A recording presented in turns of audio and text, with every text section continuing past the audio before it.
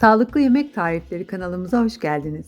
Bugün sizlerle yılbaşı sofranıza çok yakışacak kuzu gerdan yapacağız. Tarifi hazırlamak sadece yarım saatinizi alacak. Tarife geçmeden önce kanalıma abone olmanızı ve bundan sonraki paylaşımları kaçırmamak için alarmı tıklamanızı hatırlatmak istiyorum. Bu tarif aslında kolay gibi gözükse de çok önemli ipuçları içeriyor.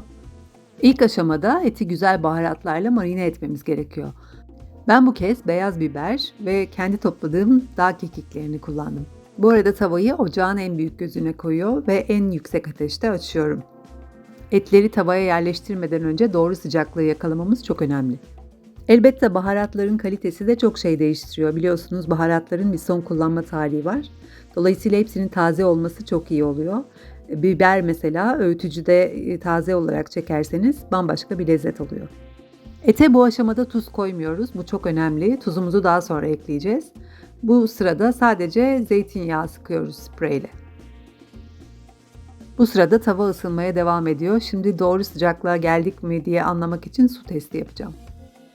Evet, suyun tavada böyle olması gerekiyor doğru sıcaklık için. Şimdi artık etlerimizi tavaya koyabiliriz. Baharatladığım ve yağladığım taraflarını tavaya koyuyorum.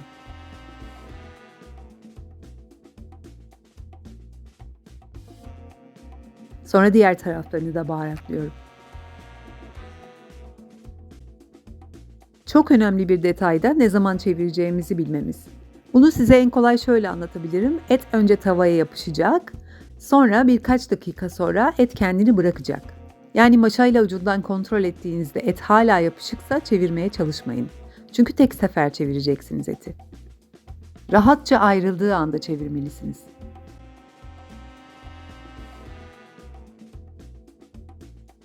Altını ve üstünü böyle kızarttıktan sonra yanlarına da renk aldırmak istiyorum.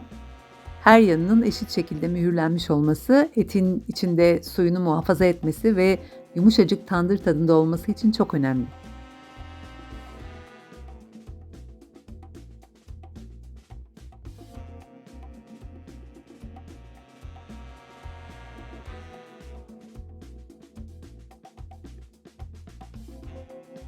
Açılan yere kalan etleri de yerleştirebilirim şimdi.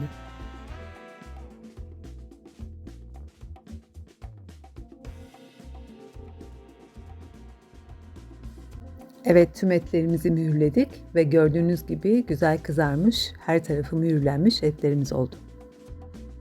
Bu aşamada düdüklüğümüzü ocağa yerleştiriyoruz ve biraz zeytinyağı ekliyoruz. Yağ kızınca piyazlık doğradığımız soğanları ekliyoruz. İsterseniz arpacık soğan da kullanabilirsiniz, o da çok yakışır. Soğanları yüksek ısıda ve az yağda kavurmaya dikkat ediyoruz ki haşlanmasınlar, onun yerine güzelce renk alsınlar. Halka şeklinde doğradığımız 2 adet havucu da ekliyoruz. Ben genellikle düdüklüde pişirdiğim kuzu yemek tariflerine kuru meyveyi çok yakıştırıyorum. Kuru erik, kuru kayısı gibi meyveler ekliyorum. Bu sefer eklemedim çünkü birkaç gündür histamin diyetindeyiz. Bunun detaylarını da daha sonra sizlerle paylaşmak istiyorum. Havuçların çok fazla yumuşamasına izin vermeden etleri tencereye yerleştiriyorum ki etler pişerken havuçlar kaybolup gitmesin.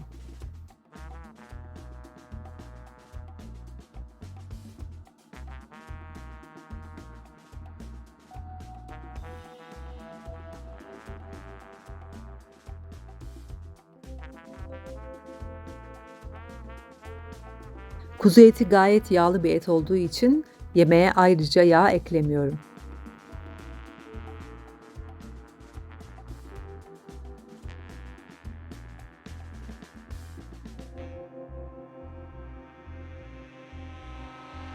En son üzerine biraz daha baharat eklemeden duramıyorum.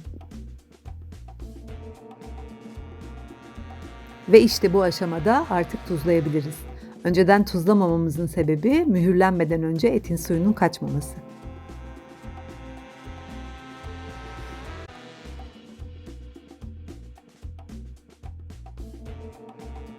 Bu yemeğin başka çok önemli bir detayı da çok az su koymak. Gördüğünüz gibi sadece 1 fincan kaynar su ekliyorum. Bu su ile yarım saatte et yumuşacık olacak ve tandır lezzetine gelecek. Düdüklümüzün kapağını kapatıyor ve et ayarına getiriyoruz. Saatin sonunda eti tabağa aldığımızda çatalın ucuyla dokunduğunuzda bile dağılan bir et göreceksiniz. Videomu sonuna dek izlediğiniz için çok teşekkür ediyorum. Tarifi beğendiyseniz yorumlarınızı bekliyorum. Ayrıca daha fazla sağlıklı yemek tarifi izlemek için kanalıma abone olmanızı hatırlatmak istiyorum. Bir sonraki tarifte görüşmek dileğiyle.